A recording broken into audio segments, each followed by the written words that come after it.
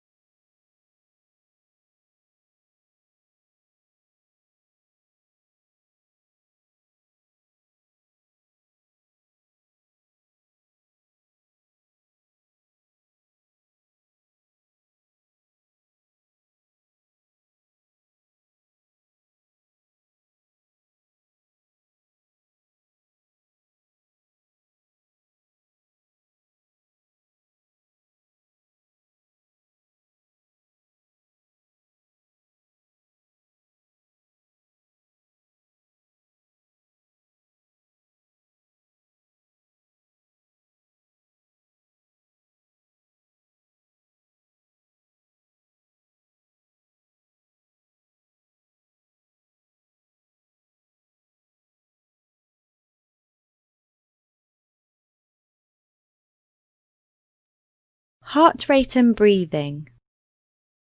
During the fight or flight process, you will experience an increase in heart rate and an increase in your breathing. The role of the heart is to pump oxygenated blood around the body. Because your body gets ready to run or fight, it wants to increase the amount of oxygen that you have.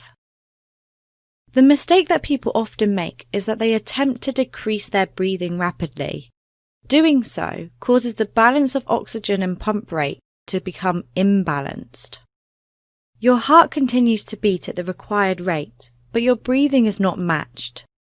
As a result, the heart pumps unoxygenated blood around the body, and this causes dizziness, lightheadedness, and nausea, which in turn can make us feel more anxious.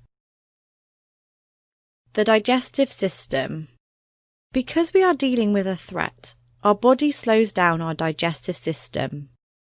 We slow the production of saliva, causing dry mouth. Fluids in the gut are attracted into the gut wall. This gives us the sensation of butterflies and possibly cramping. Blood pressure. Again, because the body is preparing to run away, more oxygen is needed to be pumped around the body, and to do this, our blood pressure rises. Blood sugar. We also need fuel to run, so as a result, our body releases sugar from our cells into the bloodstream to be used as energy. Prolonged stress.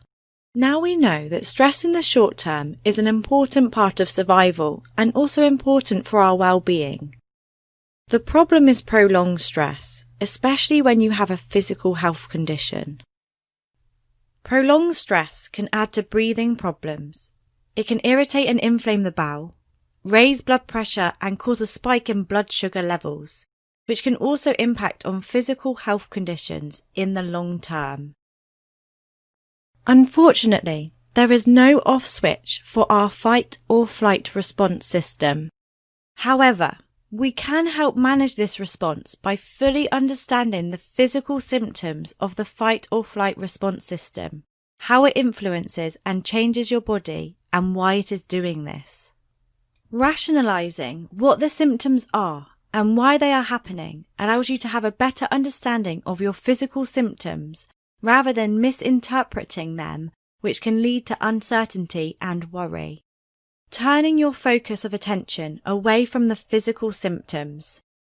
Being able to recognize that you have entered into your fight or flight response and rationalizing the symptoms allows you to apply understanding to the symptoms rather than escalating them, which in turn can lead to more worry and uncertainty. Let's look at this in the format of a vicious cycle. When we enter into our fight or flight response and we misinterpret the physical symptoms as something dangerous, our thoughts start to think of the worst case scenarios, which in turn makes us feel more scared and frightened, and that leads to our body bringing us more into the fight or flight response as a way to protect us. Instead of misinterpreting the physical symptoms of the fight or flight response, we can now start to balance our thoughts by remembering and understanding why we are experiencing them. This then allows us to turn our focus of attention on doing other activities to prevent the physical symptoms from escalating. Have a go yourself at applying the rationale and understanding to the physical symptoms you experience. Please find a worksheet in your resources section that has all of the fight or flight physical symptoms and the rationale behind why the body does this. Cognitive behavioural therapy, the fundamental process. Cognitive behavioural therapy, or CBT for short, focuses on our thought processes and behaviours. By making changes to the way that we think and how we behave can help us to feel better. So let's have a look at this in more detail on the next slide. Everybody has their own interpretation. For example, two people go for a job interview, but neither of them get the job. One of them thinks, "Oh dear, I will never get a job again. I'm a failure." How do you think this person feels? And what kind of behaviours might we see this person doing as a result? Whereas the other person may think, "That's a real shame. It wasn't meant to be. I will keep trying. I know I am capable." How do you think this person feels? And what kind of behaviours might we see this person doing? Dealing with unhelpful thoughts. Noticing the way we interpret or perceive things is the first step in being able to manage how we feel and act. We all have automatic thoughts, and sometimes these automatic thoughts can be negative. Recognizing our unhelpful thinking styles can help us to gain an alternative perspective. So let's have a look at some common unhelpful thinking styles and see if you can relate to any of them. Unhelpful thinking styles. We all have unhelpful thinking styles, and below are a few examples. Jumping to conclusions, imagining we know what others are thinking, or predicting the future.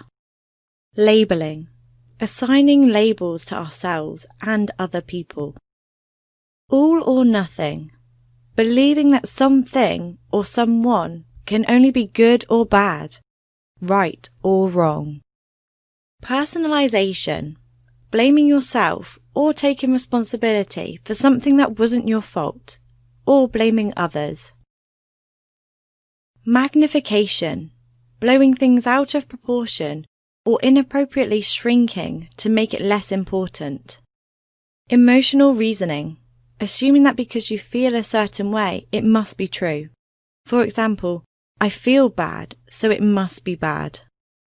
Overgeneralizing, seeing a pattern based upon a single event, or being overly broad in the conclusions you draw. Disqualifying the positive, discounting the good things that have happened. Being able to identify our unhelpful thinking styles enables us to challenge these perspectives. The way one person interprets the same event may be completely different to how another person interprets the same event. A lot of the time, people feel it's the situation that causes how we feel and respond to it. However, it's actually our own personal interpretations of that event that influence how we feel and how we respond to it. Our automatic interpretations of situations are our opinions and not facts. This then allows these thoughts to be challenged. Have a go yourself at recording your automatic thoughts. Try and recognize the unhelpful thinking patterns that might be happening as discussed previously. Then, try and have a go at looking at the situation from an alternative perspective. Please see an example of this on the next slide. Have a go yourself at writing out the following example and filling in the questions as best as you can. Thank you. You have now completed Workshop 2. Hopefully this workshop has given you a better understanding of how our minds and body link together. Below are the key learning points covered throughout this workshop. Stress and anxiety can activate our fight or flight response, whether there is a physical or perceived threat present. Our body's fight or flight response and the physical symptoms associated with it are perfectly normal and natural. It is designed to keep us safe. Fully understanding the fight or flight response allows us to manage our stress and anxiety more efficiently. Remembering that everyone has their own interpretations of events that happen and recognizing unhelpful thought patterns can help us to challenge these perspectives and our responses to these events.